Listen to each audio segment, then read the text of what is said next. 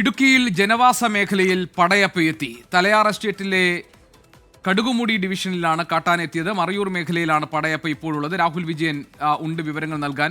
രാഹുൽ, ഈ പടയപ്പ എന്ന ആന ജനവാസ മേഖലയിൽ ഇറങ്ങിയതിന്റെ ദൃശ്യങ്ങളാണോ നമ്മളിപ്പോൾ കണ്ടുകൊണ്ടിരിക്കുന്നത്? തലയാർ എസ്റ്റേറ്റിലെ കടുകുമുടി ഡിവിഷനിലാണ് അല്ലെ ഈ ദൃശ്യങ്ങൾ ഇപ്പോൾ കാണുമ്പോൾ മനസ്സിലാകുന്നത്? എന്താണ് വിവരങ്ങൾ?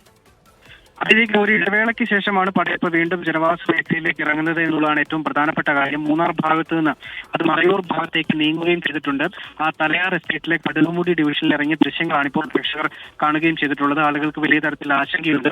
ചട്ടമൂന്നാർ ഉൾപ്പെടെയുള്ള മേഖലകളിലേക്ക് ആന പോവുകയും വഴിയിലൂടെ വരുന്ന വാഹനങ്ങൾ തടയുകയും ചെയ്ത സംഭവങ്ങൾ കഴിഞ്ഞ ദിവസം ഉണ്ടായി എന്നും നാട്ടുകാർ പറയുന്നു. RRTയുടെ നിരീക്ഷണം പക്ഷേ കാര്യക്ഷമമല്ല എന്നുള്ള ഒരു പരാതിയാണ് നിലവിൽ നാട്ടുകാർ മുന്നോട്ട് വെക്കുന്നത്. കാരണം ഈ മൂന്നാർ മേഖലയിലെ RRT എല്ലാം മറയൂർ ിലേക്ക് എത്തുമ്പോൾ ഈ പടയപ്പയെ നിരീക്ഷിക്കാൻ വേണ്ടിയുള്ളത്. രണ്ട് സ്ഥലത്തേക്കും കൂടി മാറി വരുമ്പോൾ ഉണ്ടാകുന്ന ബുദ്ധിമുട്ടാണ് RRTയുടെ നിരീക്ഷണം ഇല്ലാതാകാൻ കാരണമെന്നുള്ളതാണ് അറിയാൻ കഴിയുന്നത്. എന്തായാലും അത് കാര്യക്ഷമമാക്കണം, പ്രശ്നം പരിഹരിക്കണം, നാട്ടുകാർക്ക് ബുദ്ധിമുട്ടുകളില്ലാതെ ജീവിക്കാനുള്ള അവസരം ഉണ്ടാക്കണം എന്നുള്ളതാണ് ആവശ്യപ്പെടുന്നത്.